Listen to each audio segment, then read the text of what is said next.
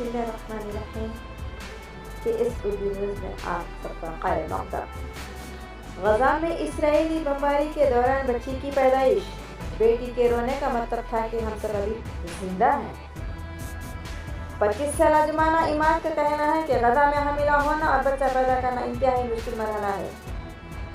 एक माह कब्ल गज़ा की रिहाई जुमाना इमाद अपनी बच्ची की पैदाइश के लिए तैयार थी। वो खुशी खुशी अपने हमल वाले बच्चे को लेकर बहुत खुश हो रही थी।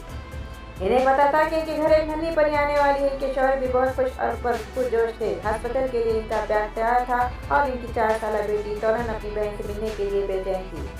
फिर अचानक सब कुछ बदल गया। हमास ने 7 अक्टूबर को इस हमले में इसराइल ने 1400 से ज़्यादा अफराद को हलाक किया और 200 से ज़्यादा अफराद को यरगमान बना दिया। फिर इसराइल ने गज़ा पर जवाबी फ़िज़ाई हमले किए, जिसमें वज़ारत सेहत के मुताबिक अब तक तकरीबन 8000 अफराद मारे गए हैं। जुबाना BBC को बताया कि मैं डर गई थी। मैं मुसलसल गोलाबारी के दरमियान दर्द में मुब्तला थी।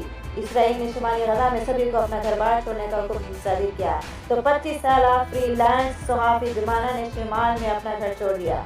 इसराइली हमले शुरू होने के 2 दिन बाद वो गज़ा शहर से निकलकर जुनूब की तरफ चली गई। खौफज़दा और 9 माह के हामिला जुमाना इमाद ने अपनी बड़ी बेटी को रिश्तेदार के घर छोड़ दिया और पैदा होने वाली अपनी बेटी के लिए कपड़े का सिर्फ एक टुकड़ा, दूध का एक डब्बा और एक छोटा सा थैला अपने साथ लिया और जुनूब की तरफ रवाना हुआ। उन्होंने एक ऑडियो पैगाम बताया कि सूरत हाल बहुत सख्त है। एक दूसरे पैगाम में उन्होंने ये बताया कि हमें रात को नींद नहीं आई, काफ़ी गोलाबारी हो रही थी और हमें दूसरी जगह जाना पड़ रहा है। मुझे जैसी हामिला ख़वातीन को सैर के लिए निकालना चाहिए, लेकिन जंग की वजह से हम खाना खरीदने के लिए भी बाहर नहीं जा पा रहे हैं। जुबाना ने बार बार बिजली मुनक़ता होने पर, इंटरनेट की रुकावट और पानी की किल्लत के बारे में बात की। इसके अलावा उन्होंने इस तरह के मुश्किल हालात में बच्चे को जन्म देने पर अपने खौफ और परेशानी का भी इजहार किया। जुमा 13 अक्टूबर को जुमाना को दर्द शुरू हुआ। उन्होंने पहले गज़ा शहर के अशिफा हॉस्पिटल जाने का इरादा किया तो जो एक बड़ा हॉस्पिटल है, लेकिन इन्हें बताया गया कि वह हॉस्पिटल में मरीजों की वजह से बहुत ज़्यादा दबाव में है। इसी के बजाय जुमाना को गज़ा की पट्टी के वसत में वाक़ एक छोटे हॉस्पिटल ले जाया गया, लेकिन वहाँ पहुँचना भी मुश्किल था। दर्द के आलम में जुमाना को किसी को ढूंढने में भी परेशानी हो रही थी जो उन्हें हॉस्पिटल ले जाए। उन्होंने कहा कि टैक्सी ड्राइवर जो खौफज़दा थे और एम्बुलेंस के पास वक्त नहीं था किसी बच्चे के जन्म देने के लिए तैयार किसी औरत को ले जाए।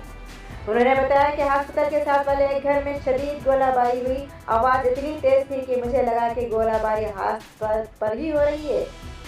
वहाँ जख्मी लोग पहुँचते रहे। मुझे हर तरफ से चीखें सुनाई दे रही थी। मैं भी अपनी पहली बेटी के बारे में सोच रही थी। मुझे इसकी फिक्र थी कि क्योंकि वो मुझसे बहुत दूर थी। बच्ची का नाम तालिया रखा।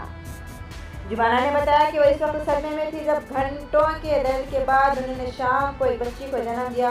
उन्होंने इसका नाम तालिया रखने का फैसला किया। वो कहती है कि इसके रोने का मतलब था कि हम सब अभी जिंदा हैं। पैदाइश के बाद फौरन जुबाना के लिए कोई बिस्तर दस्तयाब नहीं था। अभी भी दर्द हो रहा था। ऐसे हालत में वो एक कमरे में बैठी रही और किसी बेड के खाली होने का इंतजार कर रही थी। वो कहती है कि मैं खुशकिस्मत थी कि मुझे एक बेड मिल गया, जबकि दूसरी औरतें बच्चे की पैदाइश के फौरन बाद हॉस्पिटल की राहदारी में सोफों और फर्शों पर लेटी हुई थी।